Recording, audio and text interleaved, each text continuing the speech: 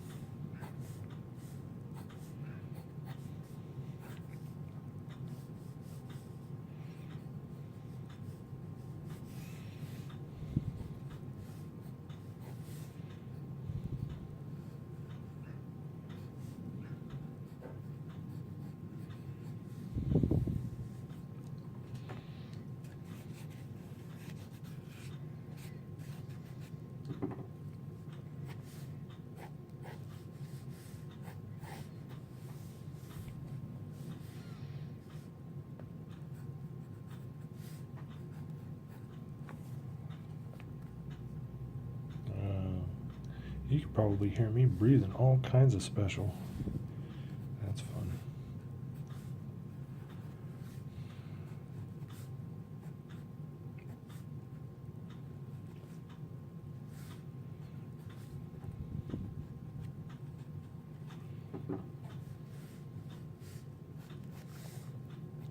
Also, I usually have my board at a tilt, or my sketchbook at a tilt, and this is flat, which is a little awkward for me.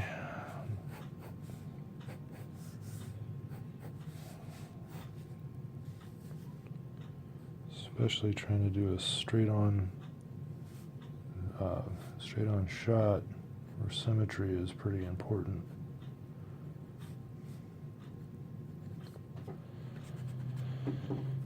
And I didn't really warm up for drawing. I just did a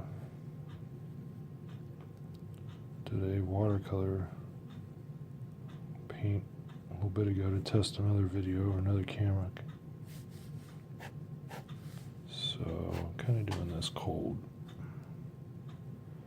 And I feel it.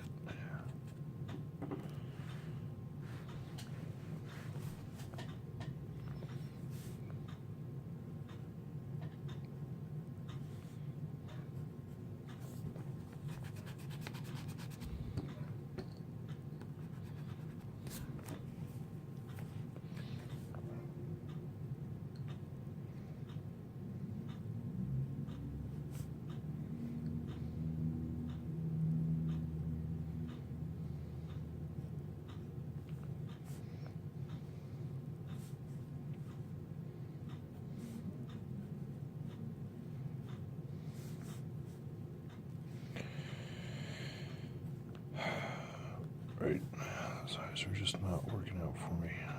So one of the things I do if I'm at a point where I'm just not getting what I want, for instance right now with these eyes, they're just not getting the shape and proportion that I'm aiming at.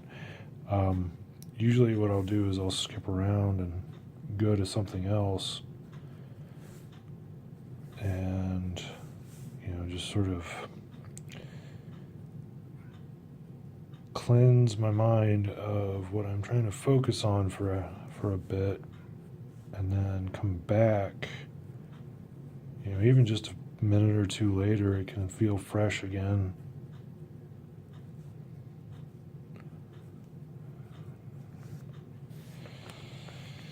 I gotta admit, I'm tensing up right now for some reason, probably because of the video. Because I got it almost against my cheek. It's just awkward. I'm not very comfortable right now.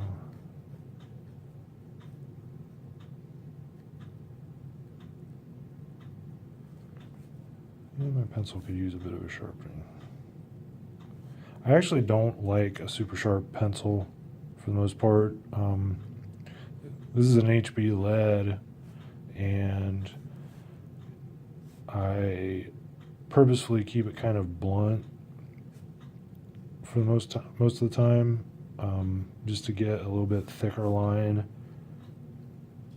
And I used to be a little less noodly than I am now, but I've kind of gotten back into being a little more noodly with my lines and sketchy, which, you know, I'm not sure that's the best way.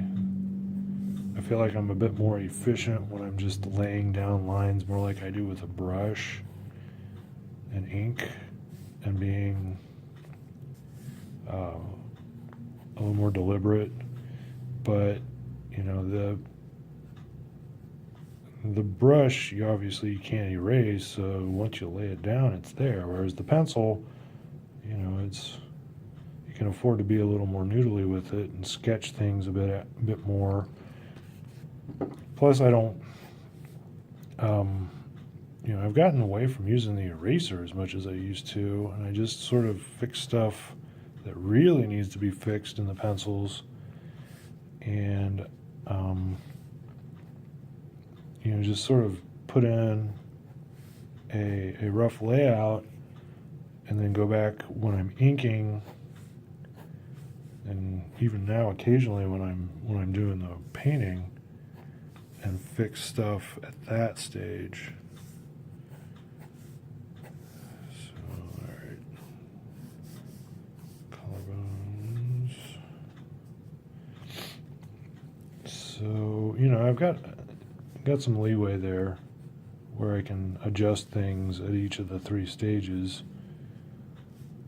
And pencils really are just laying out where things need to go and then building off of that, not so much trying to get all the details fleshed out at the pencil stage. So I've really preferred to start to work that way. It's more time efficient, first and foremost, but it's also, I mean, there's a greater risk of screwing it up, but that also forces me to be more diligent and more aware, which I've gone the wrong way on that a few times, and just not being very careful, and then being a little too loose with my lines in ink, and either having to go back in with the white out, which now that I'm using watercolor, that's not such a great option.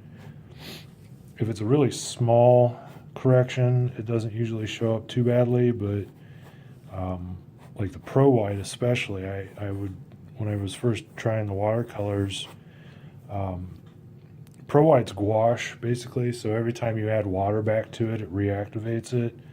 And so when I'd paint over top of my corrections on some of my old pinups with the watercolor, it'd reactivate that Pro White, and it would start smudging white out into my colors. And you know, you can work with it, but it's definitely a bigger pain in the ass than it can be worth sometimes. So I try to be that balance of loose and proficient with my inks, so that I don't have to clean that stuff up so much. Now I'm switching to my Pitt pens, which I usually just use these for sketching now. I've gotten away from using my technical pens because they just are so much work to keep clean and work and function, because they clog so freaking easy. Which I just got some Rotring, it's German, Rotring Pigmas, their Tiki brand, and I like those a lot because they are very, they're wet, I guess is the best way to explain it. They lay down a lot of ink with each each mark, and you have to let it dry a little bit so it functions more like what I'm used to with my tech pens. The other thing I like, the problem I have with these pit pens, the only problem is that the M size, the biggest of the like technical pen size, it really is not very good at being a good quick line that I like. I mean, like this is the F, which is the next smaller size, and it lays down the ink nice and efficiently with each stroke. And since I'm somebody that's pretty light-handed, I don't like to lean on the marker very much when each time. So, and I don't like to scribble very much either. So it needs to put the line down very quickly and efficiently each time I work at it. And that M size, for whatever reason, just doesn't like to cooperate. So the rote rings, they come in they're basic like 0.1 to, is it 0.1 or 0.01 or what? 0.1 to 0.8, I think, is the biggest. And so that makes a nice analog for my tech pen set, which was the 0.5, 0.7, and 1 millimeter. So it's a little smaller all around, but generally it's a decent trade-off. So I'm excited to use those a little bit more. I just got them about a month ago and haven't really put them to a test.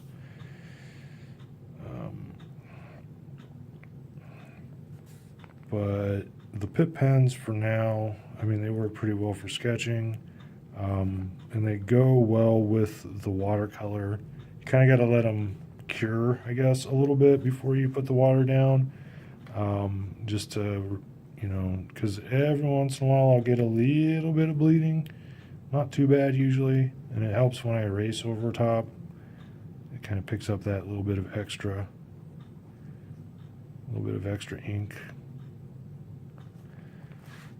So that it doesn't start blending and bleeding back into the watercolor. I got about 10 minutes till I gotta go.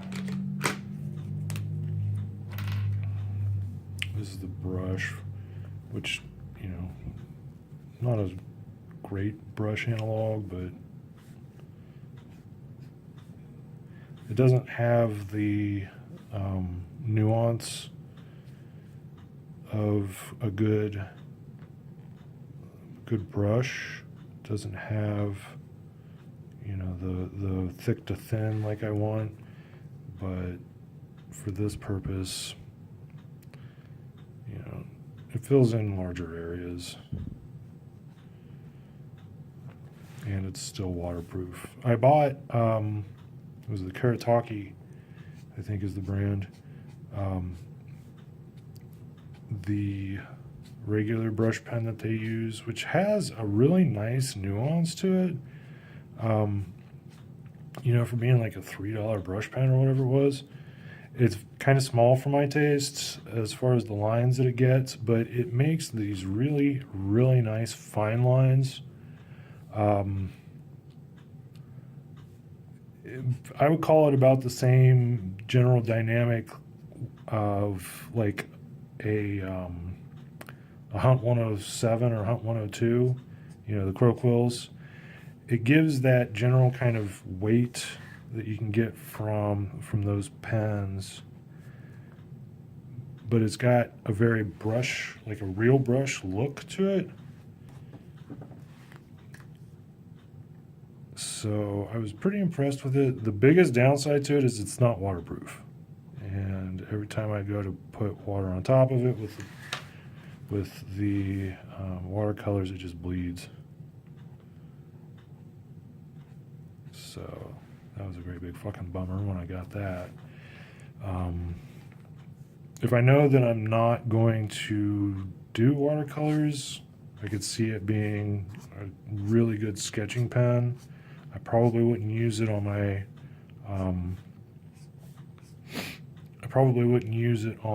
my finished work too much, because it is a little thin for my taste. It would make a good detailing pen, and I could see because Scott Williams was using it on some of Jim Lee's pages, and I could see that application being really worthwhile. But like I said, it was a little fine for my taste since I do favor larger brushes.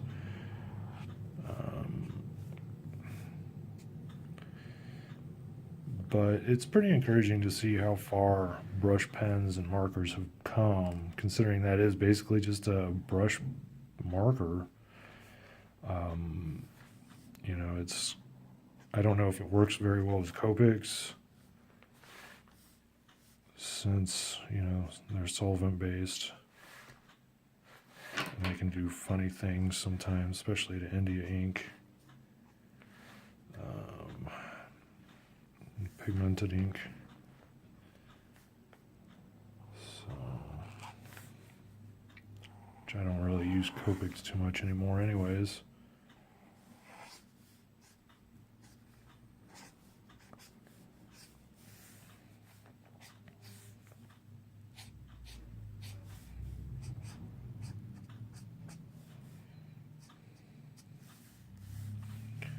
Sorry, I'm running out of time here.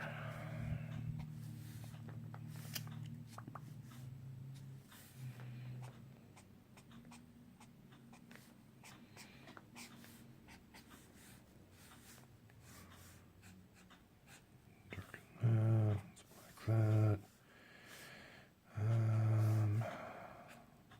Little hint there on the neck muscles.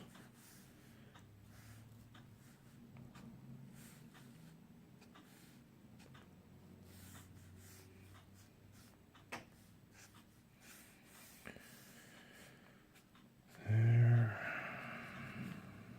Alright.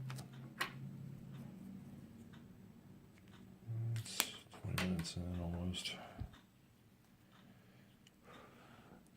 I think it's pretty close to done drying.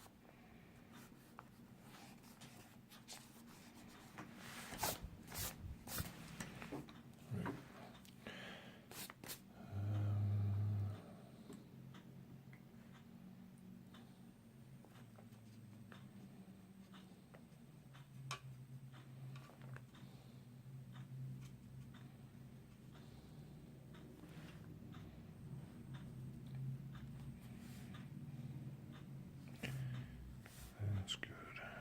I've been kind of overdoing the purple the last few times I try, and it just gets a little bit too dark. I'm really just looking for a thin glaze at this stage that I can build up if I need to later. And I use the purple just pretty much for all my shadows, especially skin shadows. I feel like with the orange for my like Caucasian tone, skin tone, it works nicely. It kind of builds a brown since they're complementary or close to complementary. That brown works nicely overall.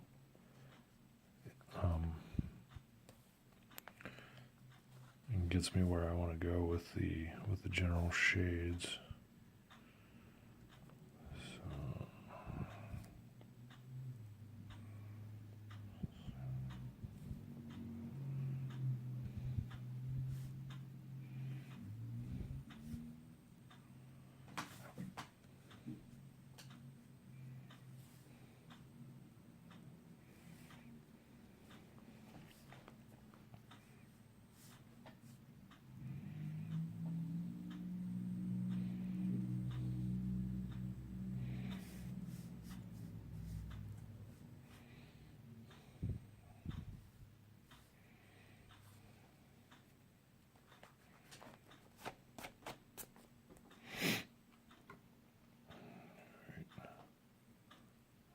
thin skin tone. I think I might be out of time.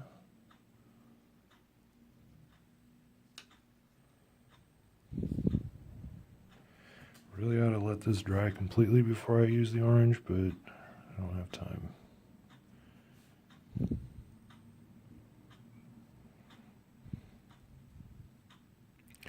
When I was very first starting to use the watercolor a couple months ago, I was spending a lot of time laying it down and then doing all these really smooth gradients with a second brush, basically laying it down and then picking it back up to smooth it out. And like I can see how that effect could be useful, and it looks good. It's very time consuming. And I don't know. I'm finding with the watercolor that the more urgently I paint it, the better I like the result. I don't. It's a balance, like kind of like where I'm at with inking with the brush. It's a balance of speed and precision, and being okay with some happy accidents along the way. And the urgency really adds a quality of energy to the piece that when you try to be a little more precise or a little more what's the word, not diligent, but when you try to be a little more technical, I guess, it sort of pulls that urgency and the energy that accompanies it out of the piece. So, I kind of hated watercolors when I first tried to use it. First of all, because I was using acrylic before that. And acrylic, you can layer on really easily. And with watercolor, every time you layer on, it kind of pulls the first layer back off. And I just was struggling with that a lot and hated that point. But, now that I understand that you can use that to your advantage, I figured out how to and developed a technique that's very time efficient around that, as you can see right now, because I'm pretty close to done with the basic skin tone. And I've got, 3 layers on? So, anyway, I'm going to stop there for now. Cheers, y'all.